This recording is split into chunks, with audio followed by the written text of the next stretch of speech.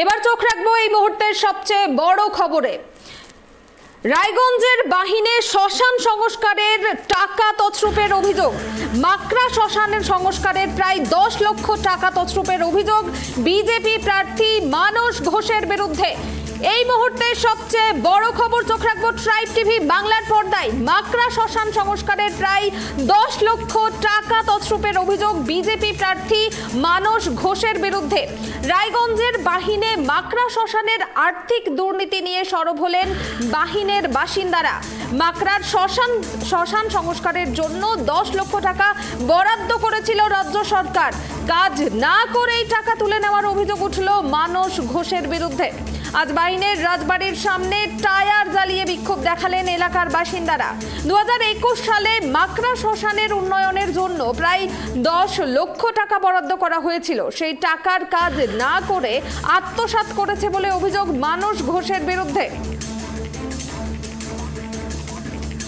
এই মুহূর্তের সবচেয়ে বড় খবর, রায়গঞ্জের বাহিনে মাকড়া শ্মশানের সংস্কারের প্রায় 10 লক্ষ টাকা তছরূপের অভিযোগ বিজেপি প্রার্থী মানস ঘোষের বিরুদ্ধে।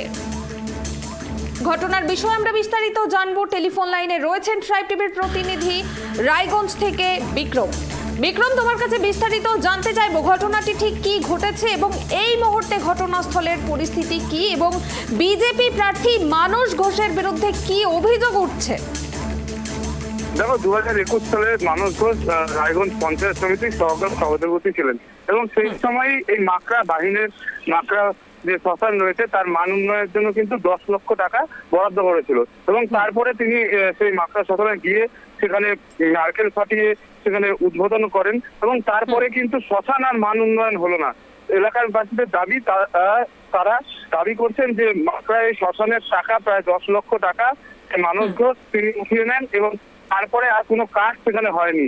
দীর্ঘদিন কেটে যায়, তারপরে উপনির্বাচন রায়গঞ্জে হচ্ছে এবং সেই উপনির্বাচনের বিধানসভা উপনির্বাচনের প্রার্থী হয়েছেন মানস কুমার ঘোষ এবং তারই পরিপ্রেক্ষিতে এলাকাবাসীরা ক্ষোভে ফেটে পড়ে এবং তারপরে কিন্তু আজ বাহিনীর রাজবাড়ি, সেই রাজবাড়ির সামনে কিন্তু টায়ার জ্বালিয়ে বিক্ষোভ দেখায় এবং এলাকার মানুষজন একদম ক্ষোভ উগড়ে দিচ্ছেন যে সেই এলাকায় কিন্তু প্রচুর দুর্নীতি করেছে মানস ঘোষ, এলাকাতেও দুর্নীতি করেছেন, পাশাপাশি রায়গঞ্জের বিভিন্ন এলাকায় সেই দুর্নীতি করেছেন। তাই কারণে যেন মানস ঘোষকে কেউ ভোট না দেয় এবং সে ভোটে যদি জেতে তাহলে কিন্তু আরো দুর্নীতি করবে, সেই কারণেই কিন্তু তারা বিক্ষোভ দেখায় এবং তারা পরিষ্কার বলছেন যে একটি ভোটও মানস ঘোষকে না দেওয়া হয়।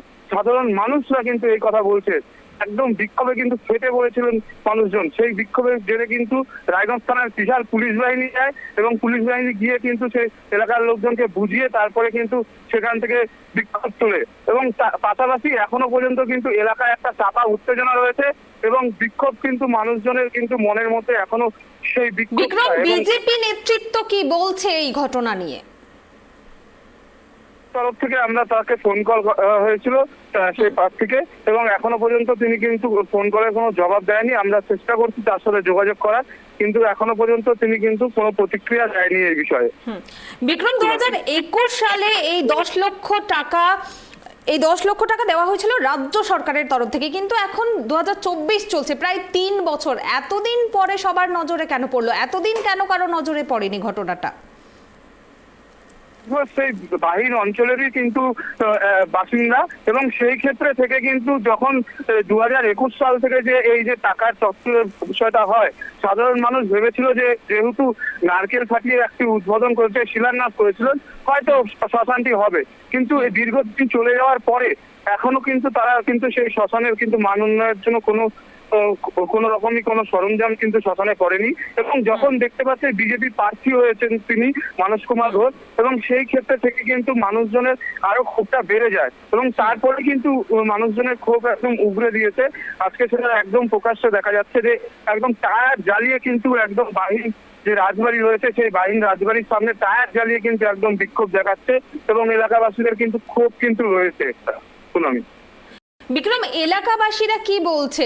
কোন রকম কাজই কি শুরু হয়নি নাকি কাজ অর্ধেক হয়েছে, পুরো হয়নি? কি বলছে স্থানীয় বাসিন্দারা? এলাকাবাসীদের যে দাবি যে এখনো পর্যন্ত সেই যে নারকেল ফাটিয়ে শিলান্যাস করেছিলেন সেইটুকুনি হয়েছে, এখনো পর্যন্ত শ্মশানের কাজ হয়নি, সেই শ্মশানে যেতে গেলে তাদেরকে অসুবিধার সম্মুখীন করতে হয়। যে চুল্লি রয়েছে সেটাও প্রায় ভেঙে যাওয়ার মতন পরিস্থিতি রয়েছে, এবং যে রাস্তা রয়েছে সেই রাস্তাও কিন্তু শ্মশানে ঢোকার মতন খুবই বাজে রাস্তা। কারণ এই বৃষ্টি হলে পরে সেখানে কাদা জমে যায় এবং প্রচন্ড অসুবিধায় তাদেরকে শ্মশানে ঢুকতে হয়। এবং পাশাপাশি শ্মশানে কোনো লাইট নেই, কোনো রকম বসার জায়গা নেই। সেই ক্ষেত্রে থেকে কিন্তু সাধারণ মানুষদের যখন সাধারণ মানুষ যখন শ্মশানে যায় কোনো ব্যক্তিকে দাহ করতে, সেই ক্ষেত্রে কিন্তু সাধারণ মানুষের খুবই সমস্যার সম্মুখীন হতে হয়। আর রাতের বেলা তো একদমই সমস্যা হতে হয়, কারণ একটিও লাইট নেই, সেখানে কোনো রকম ব্যবস্থা নেই। আর তার পাশে নদী রয়েছে, নাগর নদী।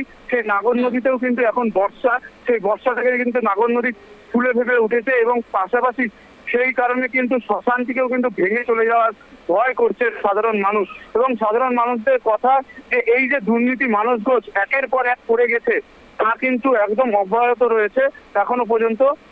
কার্যত এখনো থেকে একটি কথা বলা যেতে পারে যে শ্মশানে কিন্তু এখন বেহাল অবস্থা।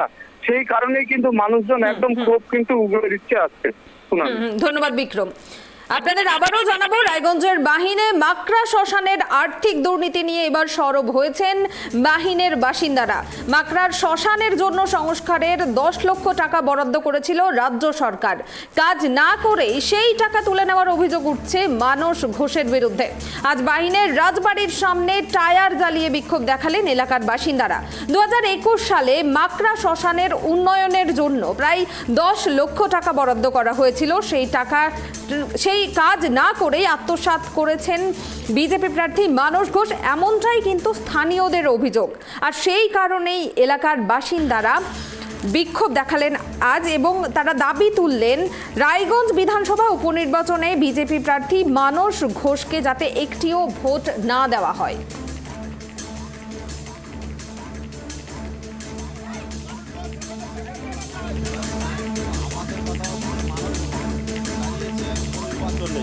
ভালো পিছনে সবাইকে ঠকিয়ে আসছে, আবার ঠকার জন্য দাঁড়িয়েছে। আমরা চাই না মানস ঘোষের মতো লোক এমএলএ। আমরা চাই আমাদের যেই লোক আমাদের এই গ্রামের উন্নয়ন করবে তাদেরকে আমরা সামনে চাই।